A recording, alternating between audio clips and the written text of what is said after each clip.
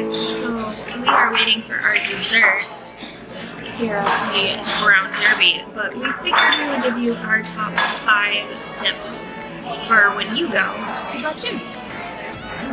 So, tip number 1. Tip number 1.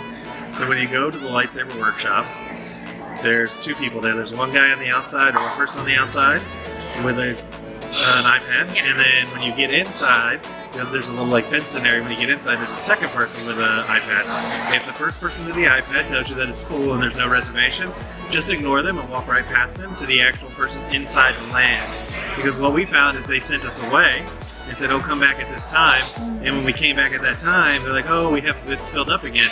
But we just waited there for 10 minutes. Yeah. And then all of a sudden they're like, oh, we could take another wait list. So they let us come in. All right, take 2. Okay, so back to what we were saying. When you go to Savi's workshop, if you don't have a reservation, don't worry about the bouncer, because that's what I'm gonna call him, the bouncer. And you want to go to the middle area where there's usually another person standing with an iPad, not far from the registers, and that is where you can see if you can be put on the wait list. And if you can't, you want to just like float around that guy, or person I should say, float around that person, because as soon as someone gets pulled off the wait list, they put somebody else on the wait list. So if you're the closest person to him, you can be like, yeah, I'd like to be on the wait list. We just basically floated around him and breathed on him like a scary ex-boyfriend following a girlfriend.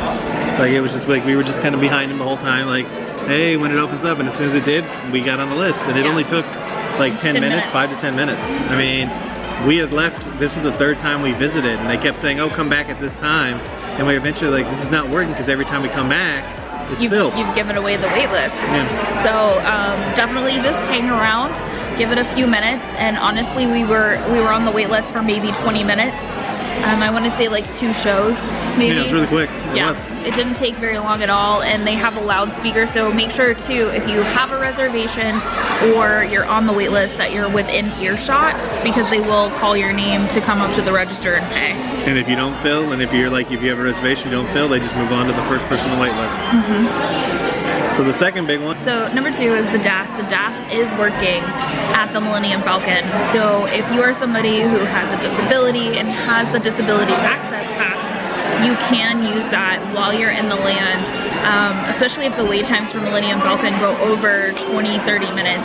Me personally, I don't always use the DAS if it's like less than 20 minutes, but anything more than 20 minutes, I know my limit, so I will get a DAS. So keep that in mind when you guys are in Galaxy's Edge. Yes. Alright, so tip number 3.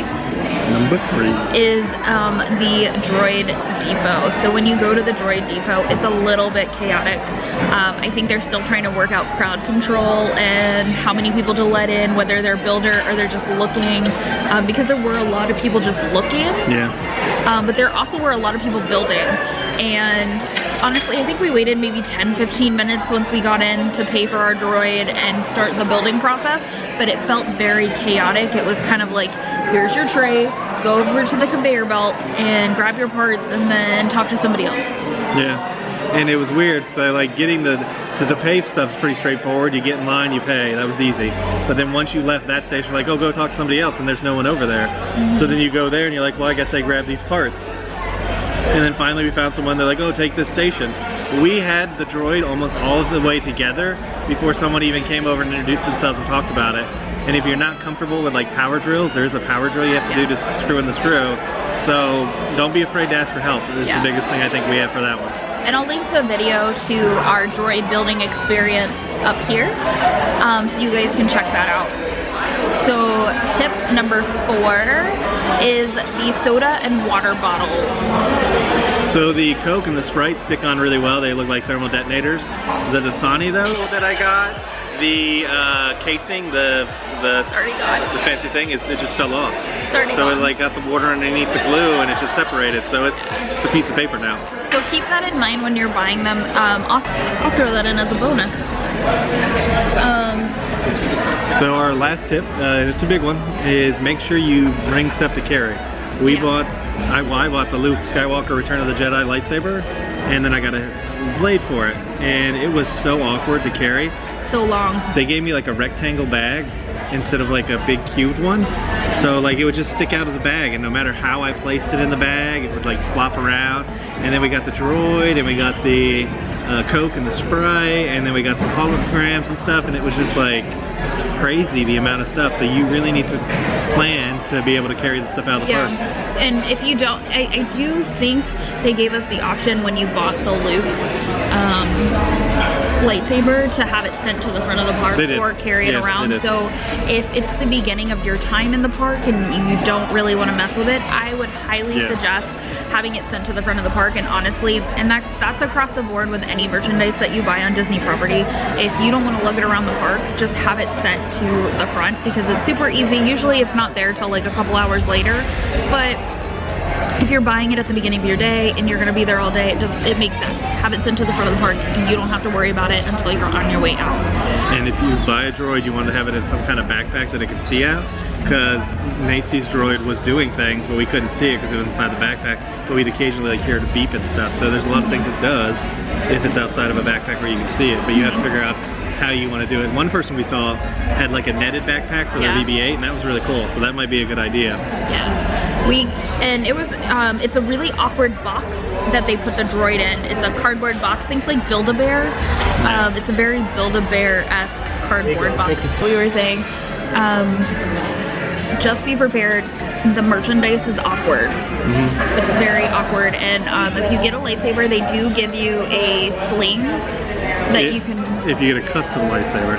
Yeah, if you get a custom lightsaber. If you just buy the ancient or... I think they're called like legendary lightsabers. You can buy the sling too, but it's extra. Yeah, so if you do the custom one, you do get a sling to carry around. With the droids, you get like a Build-A-Bear-esque type box. It's very big, very bulky, very awkward. The other merchandise outside of droids and lightsabers are relatively packaged okay, like the crystals and the holograph? What is it called? The box thing? Yeah, it's a holocroft. Those things are fairly not awkward, so you could probably carry those, no issue. But the animals, I think, do come in like a Build-A-Bear-esque type box too, so keep that in mind when you guys go and you're buying your merchandise. And any bonus tips to throw in there? I would say one bonus tip is when you ride the Millennium Falcon, if you want to be a pilot, don't volunteer as tribute to join any other groups. Wait till you're at the front of the line and tell them you want to be a pilot. Engineer wasn't bad, like it wasn't a terrible... Yeah, I mean I got the 100% the first time. But it was fun. Pilot was very hard, I will say. It was probably one of the more difficult positions to do. We didn't do gunner because we didn't go back. Oh, yeah. Every time. We didn't do gunner because we didn't ride it a third time. We only rode it twice.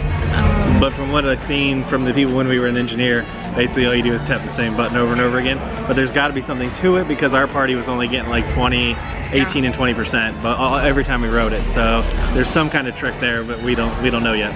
And if you do get motion sickness, which I don't think I get motion sickness for the most part, but I did find it a little disorientating. Just because you gotta look at a screen, you're moving, and you gotta hit buttons. Like, it was a little disorientating. As the pilot, and if you're in the engineer or the gunner, you can just stare at the wall. But as the pilot, you actually have to look at the screen and watch for flashing lights, and then look back at the screen. So it can be a little bit much for people who have motion sickness, especially like if you get sick in car rides. That's very involved. But that's gonna be our top 5 tips for when you guys go visit Batuu. If you guys like this video, make sure you give it a thumbs up. And if you're not already following me, make sure you hit that subscribe button, and we will see you guys in the next video. Yeah, be sure to check out our other Batuu videos. Alright, bye guys.